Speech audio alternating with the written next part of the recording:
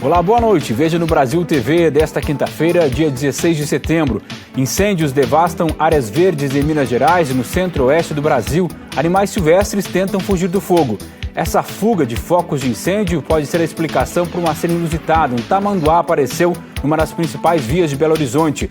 Policiais prendem suspeitos de envolvimento na maior quadrilha de agiotas do Rio de Janeiro. Em Roraima, 7 suspeitos do sequestro e espancamento de um jornalista também vão para a cadeia. E a história de uma cadela grávida que foi sozinha até uma clínica veterinária para ter os filhotinhos. E acredite, o pai ficou na porta esperando. É agora no Brasil TV.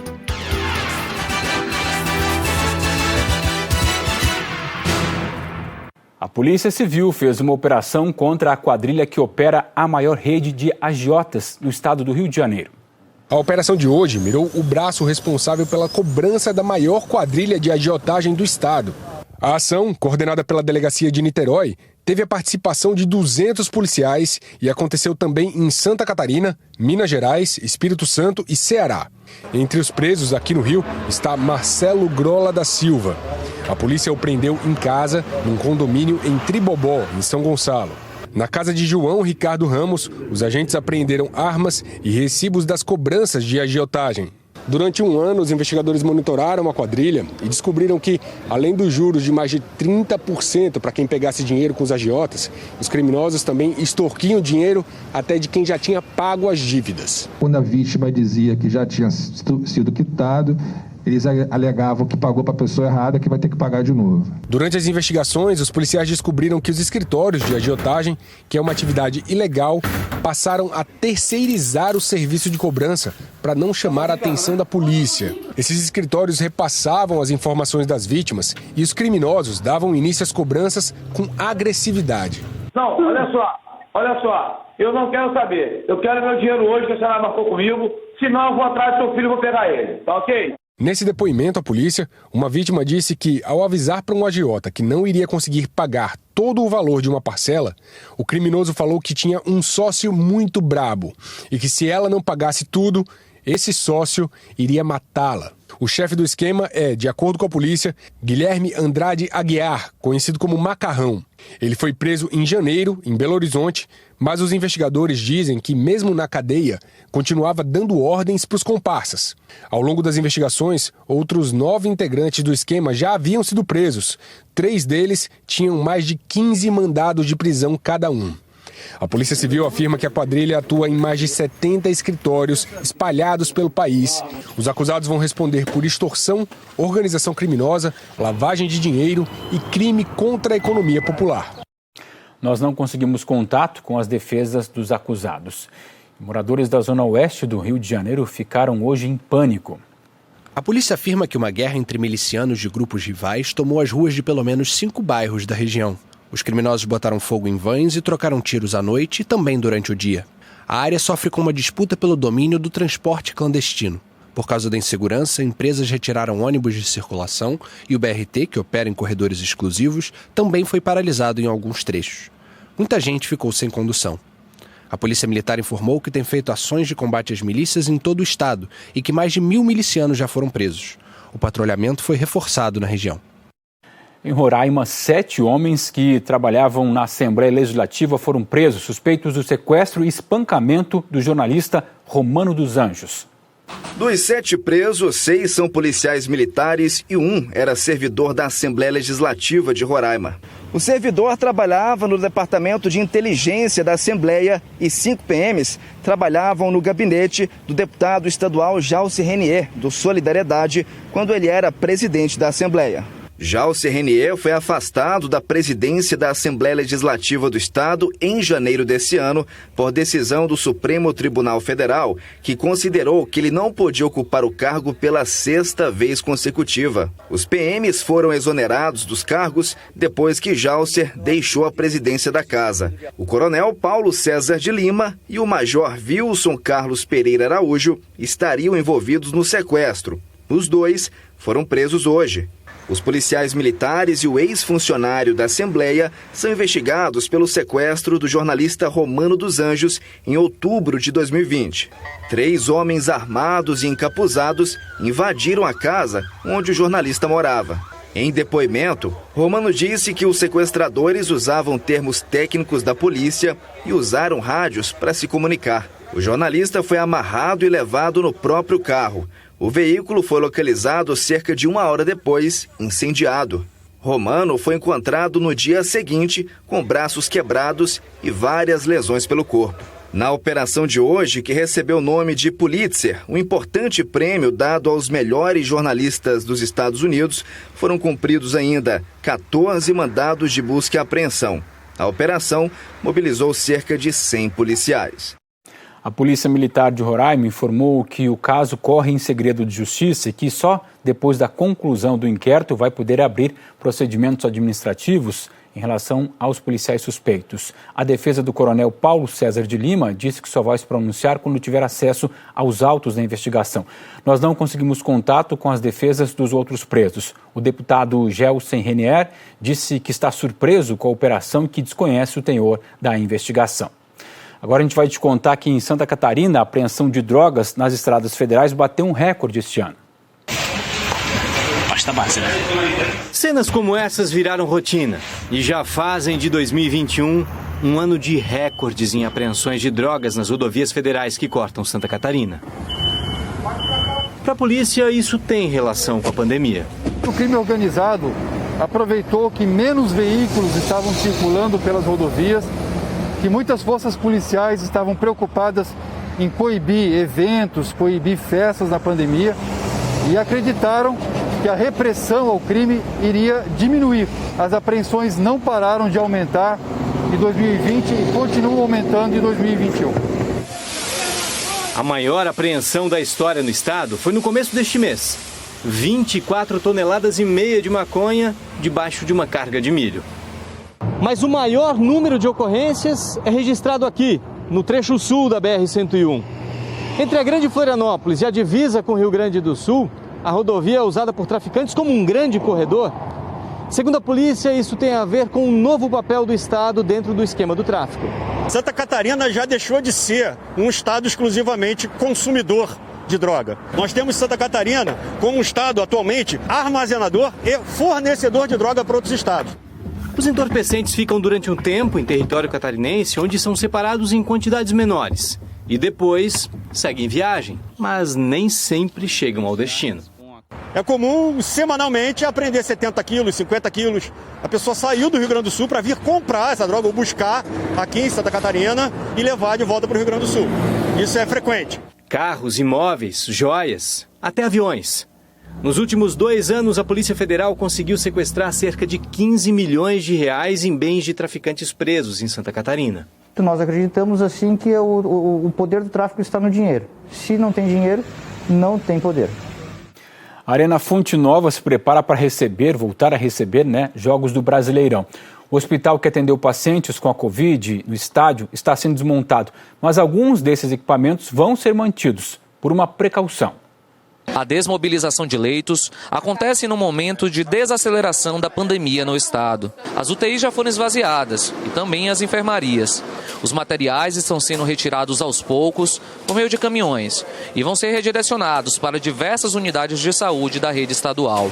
A partir do sábado, a bola volta a rolar no estádio após quase 7 meses. Mas enquanto o Bahia estiver em campo pela Série A, o tomógrafo e a rede de gases serão mantidos nas salas internas para uma eventual necessidade de reativação da unidade. A pandemia nos mostrou que as ondas vêm e vão. A gente tem visto Estados Unidos, a gente tem visto o Reino Unido. Com o recuo da doença, a Prefeitura de Salvador também vem fazendo desmobilizações graduais. Segundo a CESAB, a maioria dos leitos está sendo revertida para pacientes não Covid. Essa pesquisadora da Fiocruz diz que a desmobilização de leitos Covid é um indicativo importante do recuo da doença na Bahia, mas faz alertas. A gente tem que lembrar que enquanto a gente não tiver na verdade, uma vacinação que eu poderia dizer mundial, onde você evite o aparecimento de novas variantes, nós também ainda continuamos sujeitos ao aparecimento dessas novas cepas e que podem ser extremamente transmissíveis, como é o caso da Delta. Você vai ver a seguir a curiosa história de uma família de cães. A mãe grávida foi sozinha até uma clínica veterinária para ter os filhotes e o pai ficou do lado de fora esperando.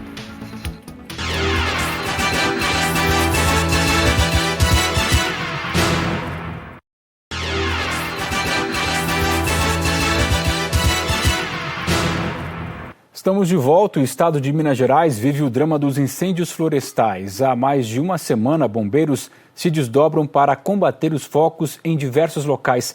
O repórter Lucas Franco sobrevoou hoje pela manhã a Serra da Farofa. É uma imagem muito triste. Aqui do alto a gente consegue ver vários pontos de incêndio, porque essas chamas, elas começaram deste lado que vocês estão vendo, mas aí passaram para o lado seguinte da serra. Aqui é bem no limite entre os municípios de São Joaquim de Bicas, Igarapé e Brumadinho, na região metropolitana.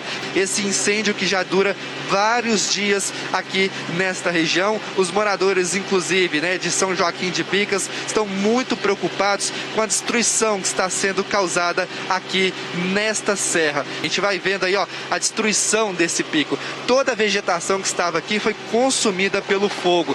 E esse fogo vai se prolongando também para o outro lado da serra. É uma situação muito complicada e preocupante, porque, como a gente pode ver, esses focos acabaram se espalhando. Também em Minas Gerais, um incêndio atingiu a mata muito perto de uma rodovia em Santa Luzia. Esse é o barulho da destruição. O vermelho do fogo denunciava mais um incêndio na região metropolitana de BH. Ainda era de madrugada quando a nossa equipe de reportagem chegou ao local. Os bombeiros até foram acionados, mas não havia efetivo suficiente para atender todos os chamados. Em 3 horas de queimada, o fogo já tinha consumido uma área grande de mata. Árvores de maior porte também foram atingidas. As matas têm sofrido demais. Com o tempo seco e a baixa disponibilidade de água no solo, qualquer faísca pode virar um incêndio de grandes proporções.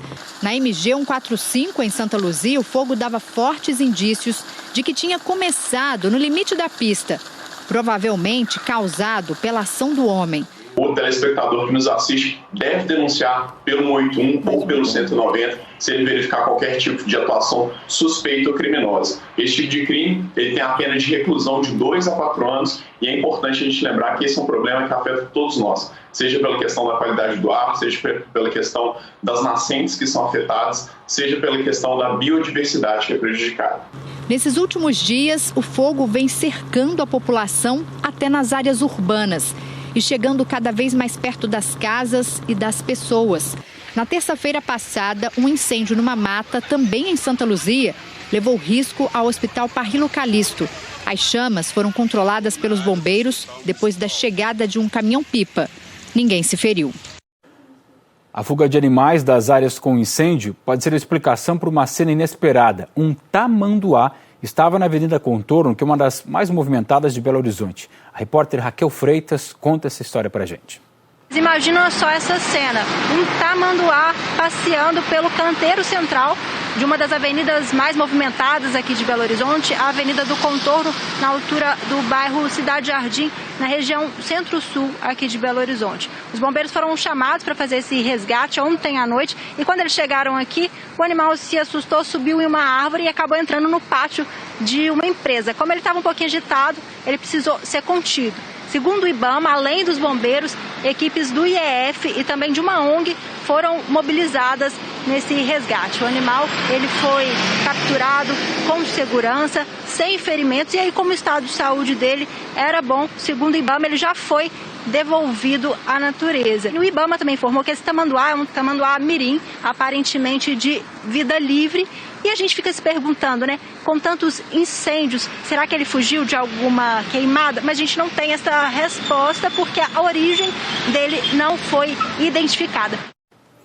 Incêndios florestais também atingem outras partes do Brasil. O repórter Arthur Bernardi mostra pra gente a situação no Centro-Oeste. Nossa equipe acompanhou durante a madrugada um chamado de incêndio encerrado na Embrapa de Planaltina. Ainda não se sabe o motivo do incêndio e a área queimada. Hoje pela manhã, uma outra equipe do grupamento foi acionada para acompanhar a região. Foi o segundo incêndio nessa área da Embrapa, perto da BR-020. 30 bombeiros também trabalharam por mais de 12 horas em um incêndio dias atrás. Um casal de siriemas foi fotografado pelos militares tentando fugir do incêndio. A média tem sido de 49 chamados por dia. A quantidade de área queimada de janeiro a agosto deste ano já é quase 8% maior, se comparada com o mesmo período do ano passado. Animais silvestres estão assustados. Um filhote de cachorro do mato se escondeu debaixo de um carro na quadra 20 do Parkway. A suspeita é que o animal estava fugindo de algum incêndio. Segundo o Corpo de Bombeiros, 90% dos incêndios que acontecem nessa época do ano são provocados por algum tipo de ação humana. Alguém que queima lixo, por exemplo, para limpar um lote ou uma área verde. Ou seja, crimes ambientais praticados de forma intencional e irresponsável. Na semana passada, os bombeiros apagaram um grande incêndio na Floresta Nacional de Brasília. Há indícios de que o fogo tenha sido causado por pessoas que foram vistas ateando fogo na vegetação, segundo os bombeiros. O equivalente a 800 campos de futebol foram queimados. Bota fogo num terreno, bota fogo num lixo. Alguns fragmentos, algumas brasas incandescentes, elas sobem, já é o suficiente para atingir uma vegetação do cerrado. De janeiro até 14 de setembro foram registradas 3.749 ocorrências, num total de 14 mil hectares de área queimada. Os meses de agosto e setembro foram os que mais tiveram áreas queimadas, passando de 5 mil hectares. Segundo os bombeiros, este é o período mais crítico. Nesse momento de maior seca, se a gente tem muito fogo pegando, ele chega com muita força, com muita intensidade. Então, nesse momento agora, o incêndio está se tornando perigoso até para a gente que é bombeiro, que está acostumado. A Chapada dos Veadeiros, em Goiás, também vem sofrendo com o fogo.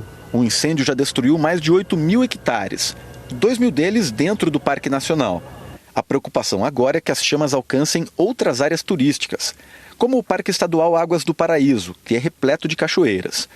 Hoje pela manhã, 20 bombeiros do DF foram escalados para prestar apoio ao combate aos incêndios na região. O local lá é de muita serra, de dificuldades, né, geográficas, mas o bombeiro está preparado para essa missão e para outras, né? E vamos cumprir com cabeça erguida. A gente vai te mostrar agora um aplicativo desenvolvido pela Universidade de Brasília que ajuda produtores rurais na restauração das áreas degradadas no próprio Cerrado. A savana com a maior biodiversidade do planeta é o nosso Cerrado. E mesmo assim, ele é um dos biomas com maior risco de extinção no Brasil. O percentual de desmatamento aqui é maior até que na Amazônia. E essa perda da vegetação nativa coloca em risco as nascentes das 3 principais bacias hidrográficas da América Latina. Aqui é a caixa d'água do Brasil, né? Quando tem falta d'água, né, o que nós estamos vendo agora, essa questão dos apagões, está muito relacionado ao desmatamento e ao uso do solo do Cerrado, que influencia nesse ciclo hidrológico. Por isso, pesquisadores da Universidade de Brasília criaram um aplicativo de monitoramento Rádio Cerrado, que ajuda produtores rurais e comunidades tradicionais que vivem da terra a recuperar áreas degradadas dentro das propriedades. Um processo que ajuda o Cerrado a se recompor e que também auxilia na regularização das terras que têm passivos ambientais. Normalmente são áreas desmatadas, áreas que perderam aptidão agrícola, pastos abandonados, pastos degradados. Segundo o Código Florestal, né, de 2012, no Cerrado, 20% da área da propriedade ele tem que ser reservado para ser área de reserva legal. O proprietário ele tem que manter as áreas de preservação permanente, que são áreas que não somam-se a esses 20%. Por meio do aplicativo, o próprio agricultor pode cadastrar a presença dos indicadores criados pela Embrapa, como o tipo de cobertura do solo, a densidade da vegetação regenerante e a variedade de espécies nativas. O Bruno é produtor rural há 20 anos e foi uma espécie de consultor dos pesquisadores da UNB no desenvolvimento do aplicativo. Ele cuida de uma área de 4 hectares no acampamento Roseli Nunes, do MST em Planaltina, que tem outras 28 famílias assentadas. Agora ele está no período de entre-safra, mas ainda tem abacaxi. O aplicativo ele me ajudou justamente a entender o tamanho da área que seria feita a recomposição vegetal, as plantas que eu estava colocando na área e o acompanhamento que a gente estava tendo através da universidade para entender o passivo ambiental que estava sendo recuperado dentro da propriedade. A ideia é que o Instituto Brasília Ambiental, o IBRAM, possa acompanhar os dados de recuperação das áreas degradadas. E para os produtores, o aplicativo acaba servindo também como um banco de dados que dão insumos para acompanhar a produtividade e a sustentabilidade da terra. O Rádio Cerrado é um app gratuito e está disponível somente para o sistema Android. A Câmara dos Deputados concluiu a votação do novo Código Eleitoral, que tem mais de 900 artigos e que pretende unificar as regras em apenas um texto. Um dos artigos acabou sendo recolocado no texto e na última hora. É o que determina que juízes, promotores, militares e policiais deixem os cargos 4 anos antes, se quiserem disputar as eleições. Um dos pontos mais criticados pelos especialistas é o que prevê que as pesquisas eleitorais só sejam divulgadas até a sexta-feira anterior à eleição e que os institutos informem o percentual de acerto das pesquisas realizadas nas últimas 5 eleições. Agora o Código Eleitoral segue para o Senado e lá também precisa ser aprovado em 2 turnos. Ainda falando da Câmara dos Deputados, a Comissão de Finanças e Tributação aprovou o texto do projeto que prorroga a desoneração da folha de pagamento dos setores que mais empregam no Brasil. A votação foi simbólica. O projeto que estende a desoneração da folha de pagamento das empresas por mais 5 anos foi aprovado com apoio amplo na Comissão de Finanças e Tributação. A desoneração permite que as empresas substituam a contribuição previdenciária de 20% sobre o salário dos empregados por uma alíquota de 1 a 4,5% sobre a receita bruta. Hoje, 17 setores podem aderir a esse modelo, entre eles as indústrias têxtil, de calçados, proteína animal e de máquinas e equipamentos, a construção civil, comunicação e transporte rodoviário. São os setores que mais empregam no país, 6 milhões de trabalhadores. A desoneração está prevista para acabar em dezembro deste ano.